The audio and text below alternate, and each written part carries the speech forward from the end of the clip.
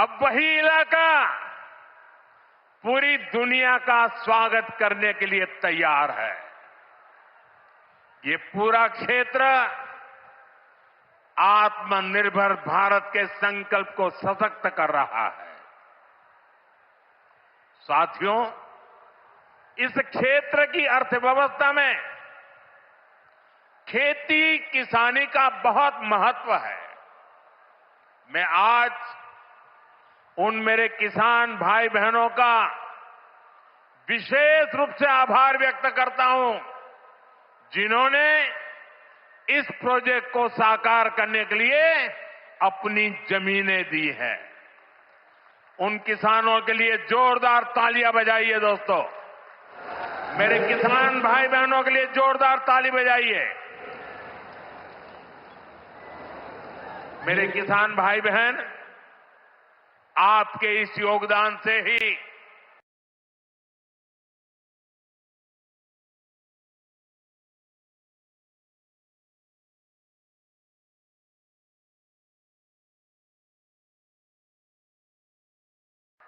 उससे पश्चिमी यूपी में फूड प्रोसेसिंग की संभावनाओं को और बल मिलेगा। मैं तो अब यहाँ के इंडस्ट्री डिपार्टमेंट से जुड़ा रहा हूँ। दुनिया के बाजारों में और बेहतर तरीके से जा पाएंगे। होने जा रहा है, बहुत बड़ी चीज होने। साथियों, यहाँ मैं अपने किसान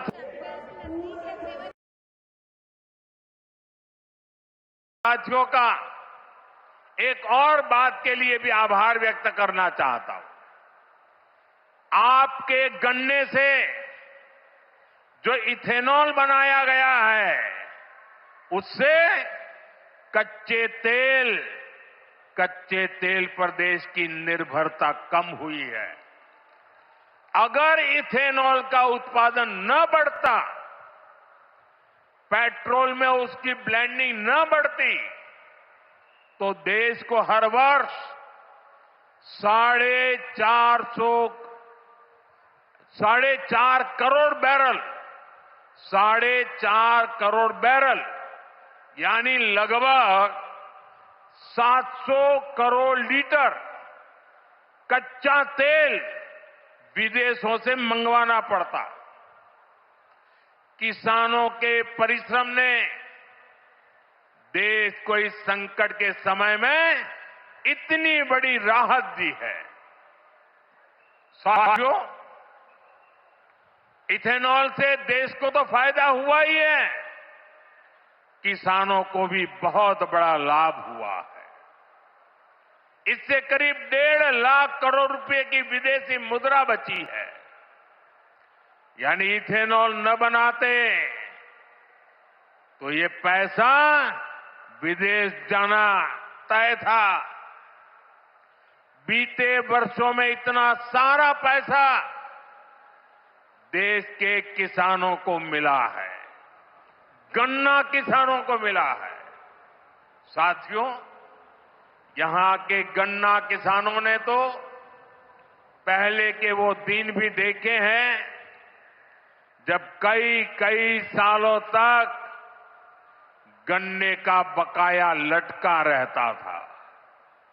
लेकिन आज भाजपा की डबल इंजन सरकार के प्रयासों से गन्ना किसानों की स्थिति बेहतर हुई है। साथियों, किसी भी देश में एयरपोर्ट सिर्फ एक सामान्य सुविधा नहीं होता। ये एयरपोर्ट प्रगति को भी उड़ान देते हैं।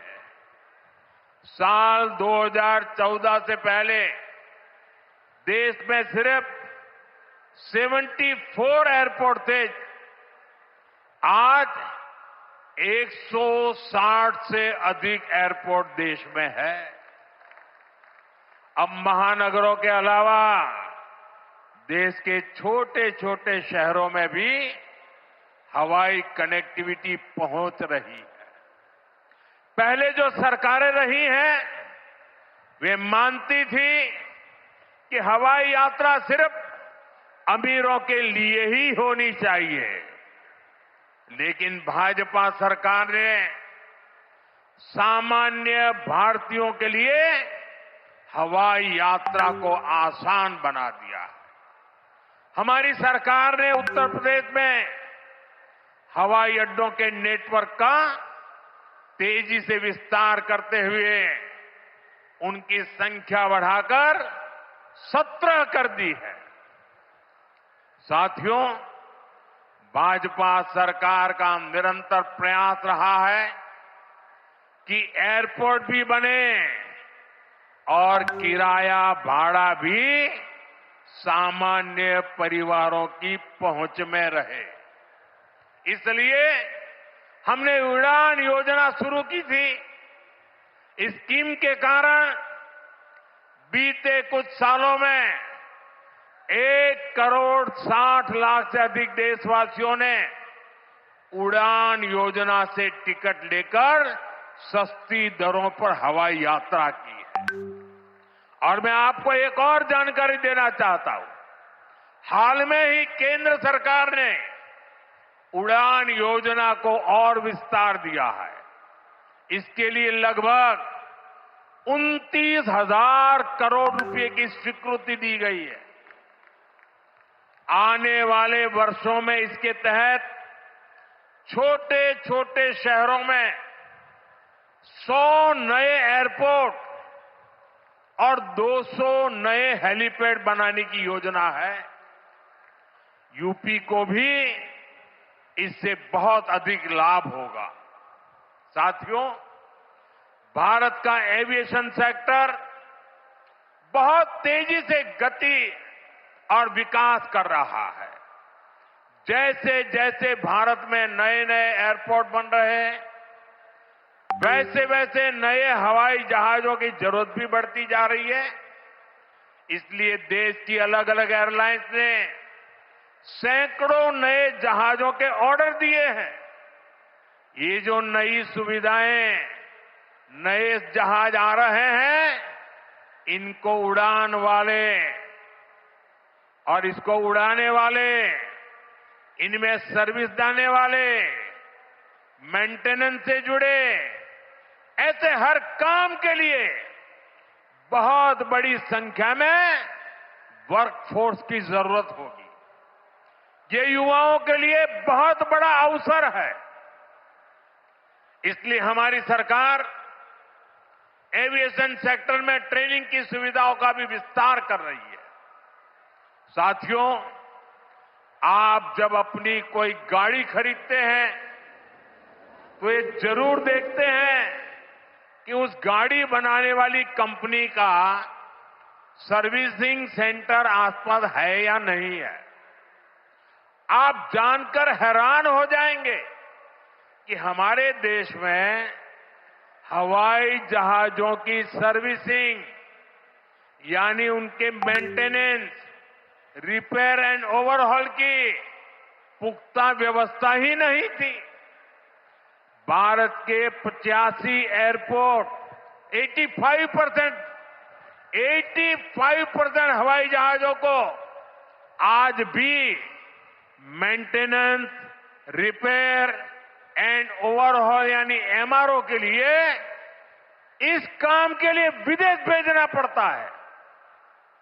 इसलिए हमारी सरकार ने ठाना है कि एमआरओ सेक्टर में भी भारत को आत्मनिर्भर बनाएंगे। अब भारत में ही बहुत बड़े पैमाने पर एमआरओ सुविधाएं विकसित की जा रही है। आज यहां जेवर में भी एमआरओ सुविधा का शिलान्यास हुआ है। ये सुविधा जब तैयार हो जाएगी तो ये देश विदेश के विमानों को सेवा देगी।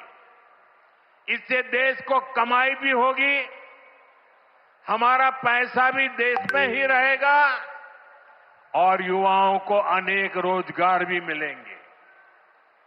साथियों, आज हमारी सरकार की प्राथमिकता देश के नागरिकों की सुविधा है।